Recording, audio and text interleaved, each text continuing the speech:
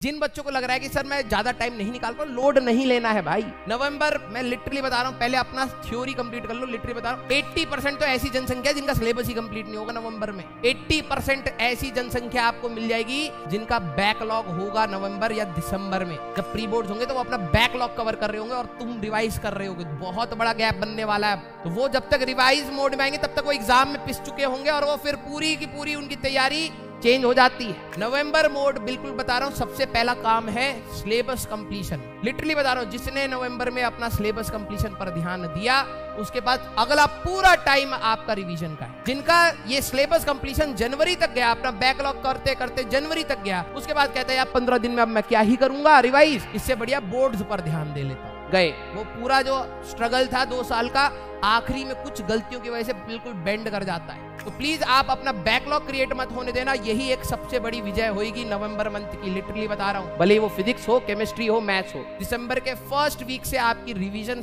Mode start हो जानी चाहिए। 12th की भी 11th की भी फाइनल टाइम आ चुका है। नो बैकलॉग पॉलिसी है आपके लिए। जितना कर सको उतना कर लो। अगर आपका है कुछ तो मिनिमाइज कर लो अपना बैकलॉग। दिसंबर में बिल्कुल रिवीजन मोड में एंटर करना है हम सबको। नो बैकलॉग पॉलिसी भाई। 20-25 दिन और हैं, कहीं पर भी डेविएट नहीं होना, किसी भी फालतू चीज में समय व्यर्थ नहीं करना, चुपचाप अपना लेक्चर लो। मैं आपके कमेंट्स में पढ़ता हूँ, कई बार मुझे लगता है आप डिस्ट्रैक्टेड है, आपस में बात कर रहे हैं। मत देखो भाई दुनियादारी। लिटरली बता रहा हूँ 3-4 महीने का समय अपने को और अपनी तैयारी को दे दोगे, जो आपकी काली करते रही है वो भी सुधर सकती है। लेकिन अगर आपने अब नहीं किया तो फिर कभी नहीं हो पाएगा। आपके ये 4 महीने अगर आप सीरियसली पढ़ते हो सकता है अगर आपको आईटी में जाना ही जाना है और आपको ड्रॉप लेना पड़े तो ये आपका 1 साल बच सकता है इन 4 महीने में। बस आपकी मेहनत डिसाइड करती है।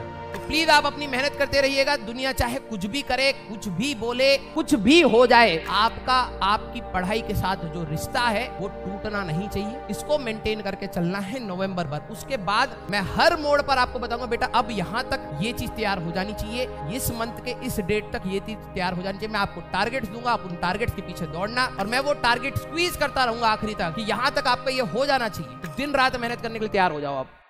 कंपटीशन कम था, यस कंपटीशन इसलिए कम था क्योंकि जिनके औकात